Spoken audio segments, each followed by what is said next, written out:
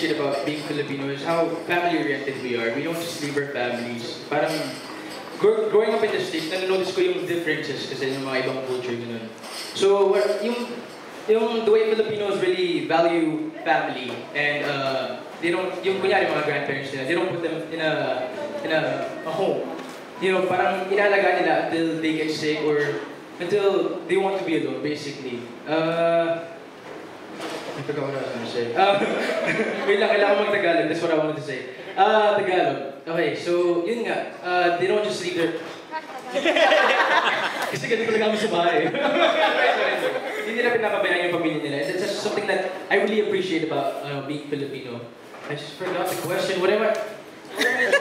Sige, tanong na lang, how do you think you can help raise awareness on financial freedom? Through this, I mean, talking to the youth, talking to younger ones, talking to people my age, yun yung pinag-iisipan ko na matagal. How am I gonna reach out to the people my age? Kasi diba, for years we've been trying to use mga matatanda to teach them. Pero they want someone who understands them. They want someone that they can relate to. Because kung hindi nila na-experience yung mga generation na mas matanda, yung mga experience namin ngayon, syempre different na yung mga nararanasan namin, yung mga na-experience namin. So they want someone that they can relate to and really yung na-experience yung mga nangyayari ngayon. Has anyone asked you among your friends about yung investments also? Has any one of your friends asked you about investments and getting into Sun Life? Has anyone asked me about investments? Well, of course, yeah, my friend from yung mga non-showbiz friends ko actually. Kasi tinatanong nila sa akin, why do you keep working? Why can't we just hang out? Palagi sila nagre-reklamo because I don't get to hang out with them. I tell them, it's for my future. You'll understand when I'm already older. You'll understand why I'm not hanging out with you guys every day. It's because I'm preparing for my future rather than going out and just using whatever I have right away. And you learned all that from Daddy? Yes. What? And Papa P learned all that from? My parents, of course. Yeah, because back in the day, it's not out there. Wala naman mga advertising, di ba? And most of us found out about it, matatanda na kami. But it's important that as early as Inigo, a teenager, and then you earn your own money, it's important that we have knowledge already. Was there any time also that you had fears because you invested? I'm very safe. I don't invest in stocks.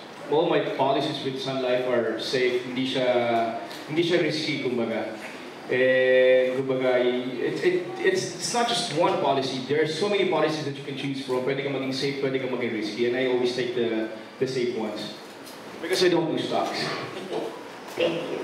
Okay, next question from Ate Mitz Miralles. In English, ha? Yes, today. Diego, sabi mo kanina you're earning your own, tapos you need your dad's help financially. So how much are you worth now? How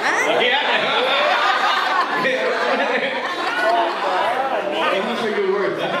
In English naman daw yung tanong ni Tita Liz.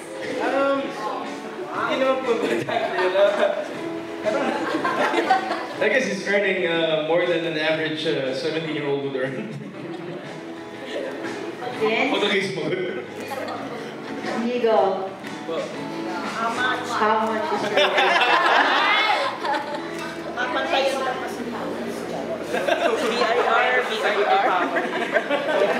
Mamaya, babalikan natin yan para duwan. Okay, next question from Bernie of Pet.ph. Okay, Piolo.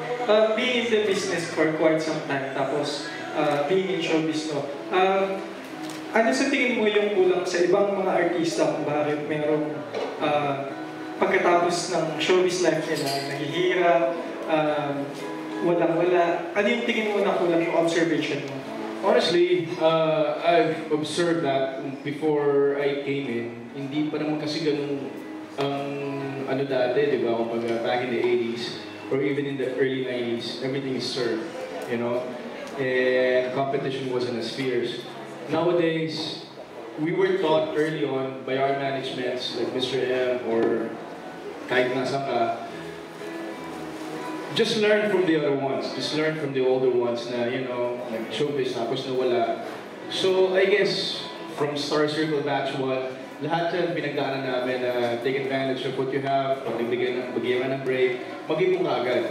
So all of us, you know, sa Star Magic, if I may speak for the group, tinuro kami maging practical.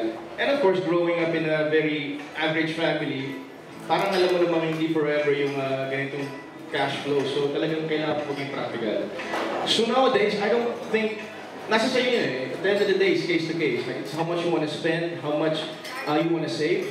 But it's important for us to know ano ba talaga yung future natin, ano ba yung pangarap natin. So, I guess, if you want to be practical, if you want to be wise about your money, and then do what is right. Nowadays, wala na akong makita masyado na nawawalan ng pera after wala ng career. Most of them, invest agad. You know, first paycheck mo pa lang, invest agad. So I guess we're more aware nowadays. Ikaw,